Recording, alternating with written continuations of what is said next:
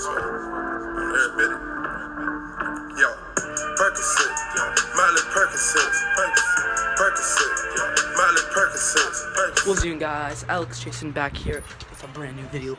Hope you're having a great day, afternoon, or night, if you guys are in this world. And I am back here with a brand new video, as you guys can tell. And yeah, today's video is gonna be something a little special. Red Sox are on right now. They just started, and I'm back in my office at my grandparents' house.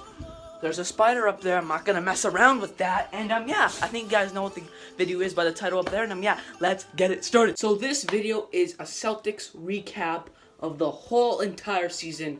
I'm gonna start off here with each player's average of points per game. So first we got Avery Bradley, 16.3 points a game, solid. Jaylen Brown, 6.6 points a game.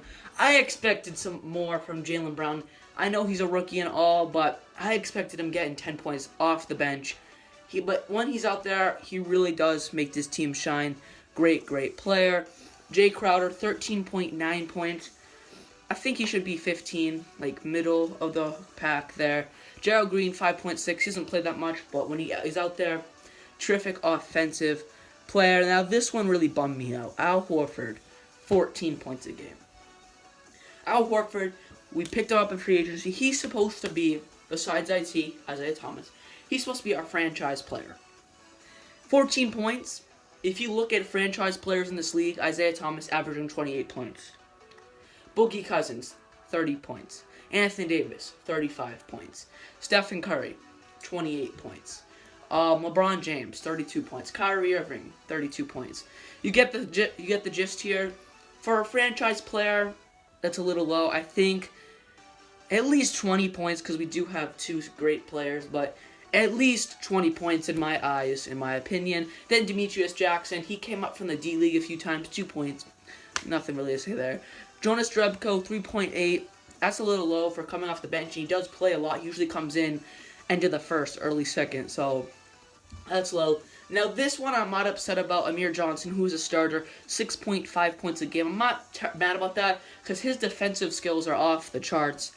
Like 3 blocks a game. He is just really good. Rebounding, not so much. We don't really have a good rebounder on our team. Our best rebounder is Avery Bradley, and he's a guard, so we need in free agency, we need to work on that. Gordon Hayward, if you're watching this, your coach was Brad Stevens in college at Butler. Please sign with the Boston Celtics. I will give you anything. So next we have Jordan Mickey, 1.5 points a game. I hate Jordan Mickey. Sorry, Jordan Mickey. I love your last name, Mickey Mouse. Really love that. But he's not a fit for the Celtics. I just don't like him. There's something about him. I don't really know. Kelly Olynyk, 9 points a game. That's actually not even that bad for Kelly Olynyk, freaking looking like a girl. No judgment. It's all good.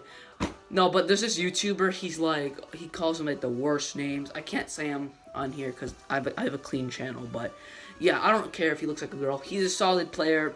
A lot of people don't like him, but I have no beef with the dude. And one of my favorite players on the Celtics, just because he opens my Snapchats and sometimes snaps me back, Terry Rozier.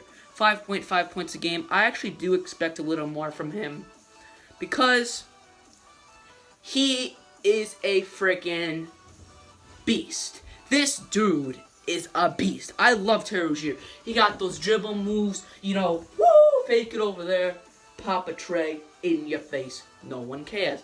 Then Marcus Smart, 10.6 points a game.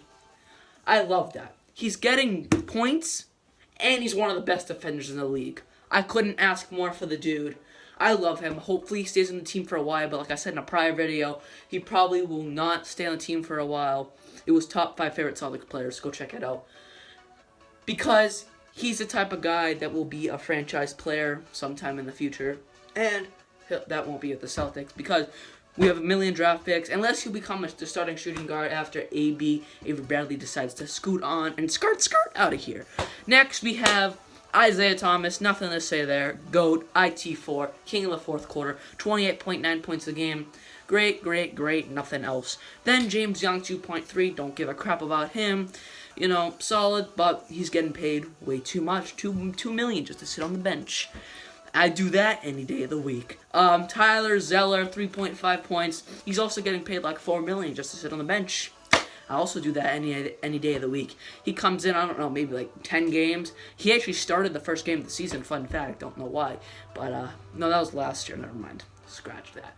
Anyways, so next, we are going to do a playoff preview. All right, if you do not know what the playoff picture is looking like, the Celtics are in first place. Now, personally to me, I am the biggest Celtics fan you'll ever meet if you meet me in person, but that's not going to mean anything for the Cavaliers. They're playing the 7th seed Indiana Pacers, but this is a Celtics video, so let's stick with it. I do believe the Celtics can beat the Cavaliers if they don't give up the ball, because they're a little clumsy when it comes to keeping the ball in their hands. Like, their hands are a little buttery. And, yeah, so we are playing the Bulls in the first round. Their final record was 41-41, so they're right at 500. Our final record was 53-29.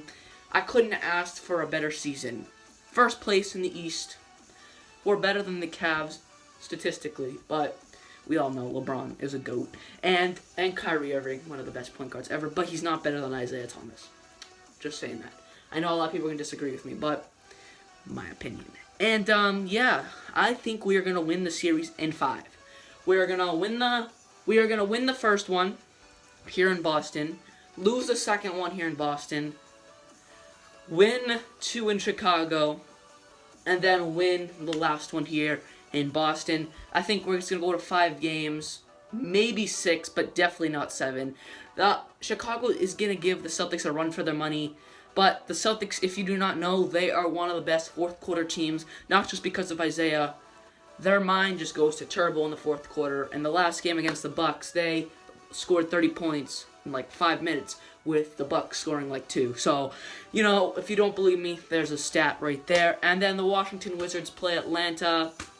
Washington Wizards. I mean, the Atlanta did beat the Cavs by a lot, 2 times in a row. But Washington is going to win. And then Celtics and Washington will play each other. Now, this one is going to go to 7. 7 games. I don't care. 6-7. And we are going to come on top of that. But it's going to be a close game every game. And I think we'll win the first one in Boston. Then drop one. And then drop one in... Drop one. It's going to go like back and forth. So win, lose, win... No, sorry. Win, lose, win, lose. So it's going to be 2-2.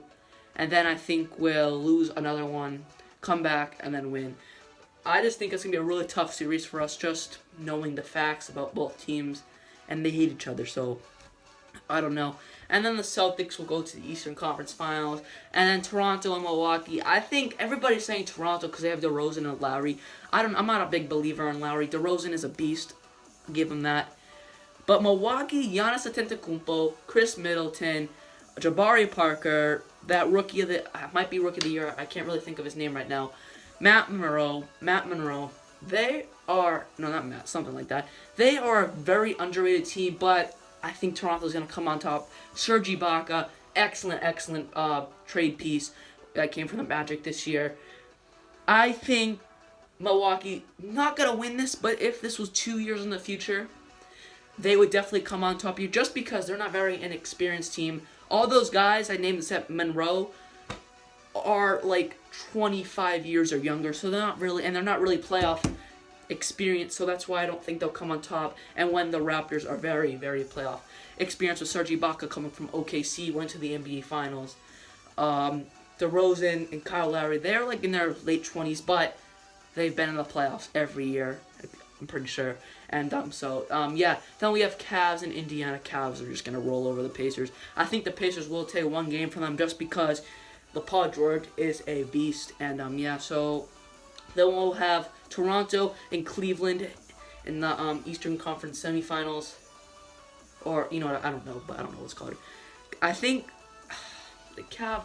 I don't know. I want Toronto to beat them. I think it's gonna go to 6. But the Cavs are going to come on top. It's going to be a very close series. And then the Celtics will have home court advantage against the Cavaliers. And I want to say the Celtics. I really do. You guys know it. I want to say the Celtics, but I can't. I'm sorry. It's gonna go to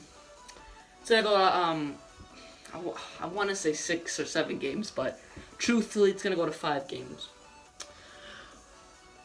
We're gonna lose the first one, win the second one, and then we're done. I'm sorry. I'm a huge believer in the Celtics, but this matchup, my heart, my gut, not really feeling it. I think we're gonna lose in 5.